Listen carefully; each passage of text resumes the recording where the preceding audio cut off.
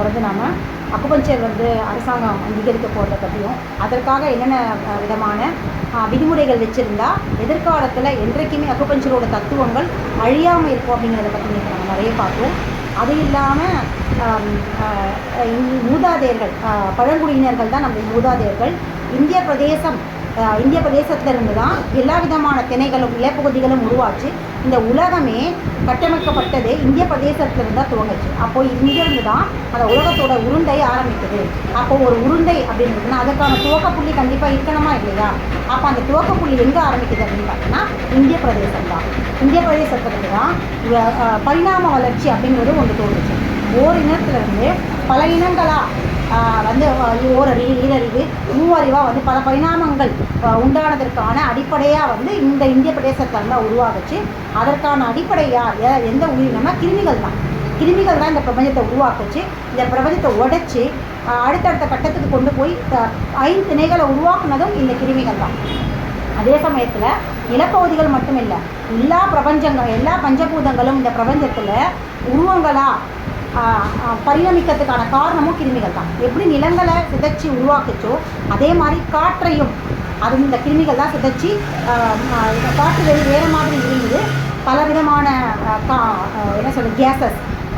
கேஸஸோட வாயுக்களோடு இருந்த காற்றை சிதைச்சி உயிர் வழியை அதிகப்படுத்தியும் பிற வாயுக்களை குறைவாகவும் கட்டமைச்சதும் இந்த ஜீவராசிகளுக்கு ஏற்ற மாதிரி உருவாக்குறது இந்த கிருமிகள் தான். அதற்கான பிரத்யேகமான கிருமிகள் காற்று வெளிக்கான விஷயங்களை செஞ்சது.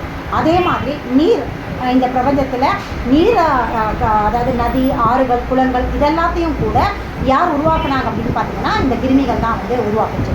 எல்லா விதமான பஞ்சபூதங்களும் அதாவது கருநிலையில் இருக்க பஞ்சபூதங்கள் உருநிலையில் ஒரு ஒழுங்குபடுத்தி பிரபஞ்சத்தை ஜீவராசிகள் வாழத்துக்கு ஏற்ற மாதிரி உருவாக்குனது யார் அப்படின்னு பார்த்தீங்கன்னா இந்த கிருமிகள் தான். அதே சமயத்தில் ஒரு அணுவாக இருந்ததுலேருந்து பல பரிணாமங்களுக்கு மனித சக்தி, அதாவது மனித படைப்பு வரைக்கும் பரிணாமத்துக்கான காரணமும் இந்த கிருமிகள் தான். ஏன்னா கிருமிகள் இருந்து தான் ஓரறிவு, ஈரறிவு, மூவறிவு, 4 அறிவுன்னு சொல்லி வெவ்வேறு பரிணாமங்கள் உருவாச்சு. சரிங்களா? அப்படி உருவாக்கப்பட்ட அந்த பரிணாமங்களில் எல்லாமே பெண்ணினத்திலிருந்து தான் அடுத்தடுத்த பரிணாமங்கள் இருந்துச்சு. இது பிரபஞ்சத்துடைய கட்டமைப்பு. ஏதாவது ஒரு உயிர் வரணும் இல்லையா? இப்போ கிருமிகள் தான் உருவாச்சு அப்படின்னு சொல்கிறோம் இல்லையா? இப்போ அந்த கிருமிகள் மாதிரி அந்த பெண்ணினம் அப்படிங்கிற எல்லா விதமான ஓரறிவாக இருக்கட்டும், ஈரறிவாக இருக்கட்டும், எல்லா விதமான பரிணாமங்களும் பெண்ணினத்திலிருந்து தான் உருவாச்சு. ஒரு பெண் இனத்தை சேர்ந்த ஒரு அறிவு ஜீவன், ஒரு ஜீவராசி தான் அடுத்த பரிணாமத்துக்கு தன்னை ஆட்படுத்திக்கிட்டான். ஏன்னா அப்போது அந்த ஆண் பெண் சேர்க்கை அப்படிங்கிறது ஒன்றும் இல்லை. அது உங்களுக்கே தெரியும். அதான் சொல்லுவாங்கள்ல, செக்ஷுவல் ரீப்ரொடக்ஷன் இருக்குதுன்னு சொல்லுவாங்க இல்லையா? அசெக்ஷுவல் ரீப்ரொடக்ஷன் தான் முதல்ல இருந்தது. அதாவது இனச்சேர்க்கை இல்லாத பரிணாமங்கள் தான் நடக்குது. அதில் பெண் அப்படிங்கிற ஒரு பரிணாமம் தான் அடுத்தடுத்த கட்டத்துக்கு அசெக்ஷுவல் ரீப்ரொடக்ஷன் வழியாக, அதாவது இனச்சேர்க்கை இல்லாத உயிரினங்களை உருவாக்கக்கூடிய தன்மை பெண்கிட்ட தான் இருக்குது. இதனால தான் கடைசியாக செக்ஷுவலில் பிறக்கிற குழந்தைகளில் கூட பெண்ணோட வயிற்றில் தான் கருவோடைய வளர்ச்சிகள் கொடுத்தாங்க. ஏன்னா அசெக்ஷுவல்லையும் பெண் இனம் தான் இருந்தது, செக்ஷுவல்லையும் பெண்ணினம் தான் பிரதானம். பெண்ணினத்துக்குள்ளேருந்து தான் உயிர்கள் உற்பத்தி ஆகும் அப்படிங்கிற தத்துவத்தை உணர்த்துறதுக்காக எப்படி இதை தத்துவத்தை புரிஞ்சுக்கலாம் அப்படின்னா, செக்ஷுவலில் பெண் வயிற்றுல இருந்தே குழந்தைகள் பிறக்குது. அப்போ குழந்தைகள் பிறப்பு அப்படின்னு ஒன்று இருந்தது அப்படின்னா ஆண்கள் தான் பிரதானமாக இந்த பிரபஞ்சத்தில் இருக்கிறாங்க. எல்லாத்துக்குமே ஆண்கள் தான், ஒரு ஆணுக்குள்ளேருந்து தான் பெண் உருவானான்றது உண்மையாக இருந்தால் குழந்தை பிறப்பையும் அவங்களுக்கே கொடுத்துருக்கலாம் இல்லையா? ஏன் இந்த படைப்புடைய தாற்பயத்தில் கட்டமைப்பில் ஆண்களுடைய வயிற்றுக்கு ஆண்களுக்கு பிறப்பை உருவாக்கக்கூடிய ஒரு சிசுவை உருவாக்கக்கூடிய தன்மையை அந்த உடலுக்கு கொடுக்கல. ஏன் அப்படின்னா பெண்ணுக்கு தான் அந்த தன்மை இருக்குது. ஏன்னா பிரபஞ்சத்தோட ஆதி பெண் தான். பெண்ணிலிருந்து தான் பரிணாமங்கள் நடந்தது.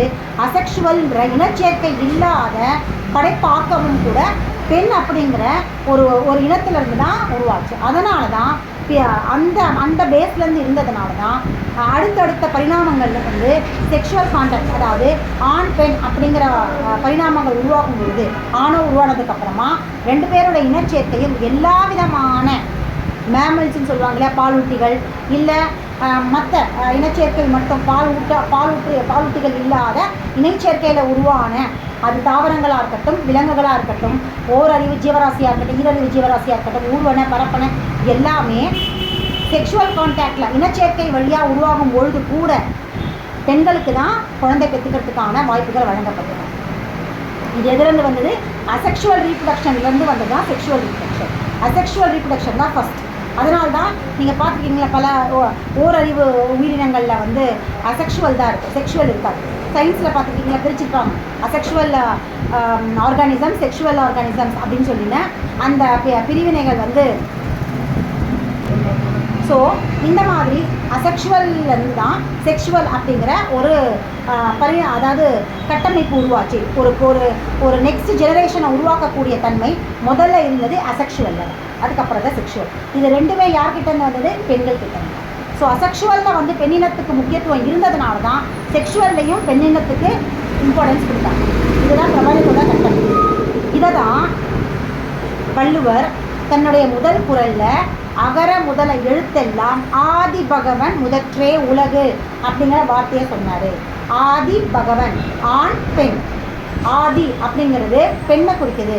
அதனால தான் நார்த் சைடில் பார்த்துட்டிங்களா தாதி, பாட்டியை வந்து தாதின்னு சொல்லுவாங்க, நானின்னு சொல்லுவாங்க, பெண்களை தான் குறிக்குது. அதே மாதிரி இந்த பக்கம் பாருங்கள், பாட்டி, பூட்டி, இது எல்லாமே பெண்களை குறிக்கிறது தான். அந்த ஆதிங்கிற வார்த்தையிலேருந்து வந்தது தான் இந்த வார்த்தைகள் எல்லாமே. அது இந்த மொழியில், தமிழ் மொழியிலையும் வந்தது. அதே சமயத்தில் வடமொழிகள்லேயும் இந்த ஆதிங்கிறது தான் பெண்ணை குறிக்கிற அந்த வார்த்தைகள்லாம் தி அப்படிங்கிற வார்த்தையில் வந்து புரியுதுங்களா? இதுதான் ஆதி அப்படிங்கிற பெண். அந்த ஆதிங்கிற பெண்ணுக்குள்ளேருந்து பகவன் அப்படிங்கிற ஆண் பிறந்தான். அப்போ பெண்ணுக்குள்ளேருந்து தான் ஆண் தோன்றினான்றது தான் இந்த பிரபஞ்சத்தோட உண்மை. ஆதி பகவன்றது 2 பேர். ஆதி என்ற பெண்ணுக்குள்ளேருந்து பகவன்ற ஆண் பிறந்தான். அவங்க தான் முதற்றே உலகு. இவங்க 2 பேர் தான் முதற்றே உலகு. அதாவது பரிணாமம் நடந்தது இல்லையா, ஓரறிவிலிருந்து அடுத்தடுத்த பெண்கள் வந்து பெண்ணினம் அப்படிங்கிற அடுத்தடுத்த பரிணாமம் நடக்கும்பொழுது ஒரு கட்டத்தில் ஒரு அறிவு ஜீவராசியில் ஆண் பெண் சேர்க்கை அப்படிங்கிற ஒரு கட்டமைப்பு உருவாச்சு. அந்த கட்டமைப்பில், அந்த பரிணாமத்தில் பெண்ணுக்குள்ளேருந்து தான் ஆண் தோன்றினான். இது அப்படியே அடுத்தடுத்து விலங்குகள்லையும் அதே மாதிரி மனித பிறவிகளையும் பெண்ணுக்குள்ளேருந்து தான் ஆண் தோன்றினான். அப்போது முதல்ல தோன்றின ஏதாவது ஒரு இடத்துல முதல்ல ஒரு கட்டமைப்பு கண்டிப்பாக இருக்குமா இல்லையா? ஒரு ஆண் ஒரு பெண் அப்படிங்கிறது ஏதோ ஒரு ஜீவராசிக்குள்ளே கண்டிப்பாக முதல் அப்படிங்கிறது ஒன்று இருக்கும் இல்லையா? பெண் அப்படிங்கிறது கிருமிகள்லேருந்து தான் தோன்றினாங்க அப்படிங்கிறது உண்மை அப்படின்னா, அப்போது எதுவுமே இருந்தாலும் எல்லாத்துக்குமே முதல் அப்படிங்கிற ஒன்று இருக்குமா இல்லையா? கிருமிகள் தானே முதல், அதுக்கு அடுத்தது ஓரறிவு, அதுக்கு அடுத்தது ஈரறிவு. இப்படி ஒவ்வொருத்துக்கும் யாராவது ஒருத்தன் முன்னோடியாக இருப்பாங்க. இப்படி நடந்த பரிணாமத்தில் தான் ஒரு பெண் அப்படிங்கிறதுக்கு அப்புறம் பெண்ணினம் அப்படிங்கிறது ஒரு ஆண் அப்படிங்கிற ஒரு இனம் உருவாச்சு. ஒரு பெண்ணுக்குள்ளேருந்து ஆண் உருவாச்சு.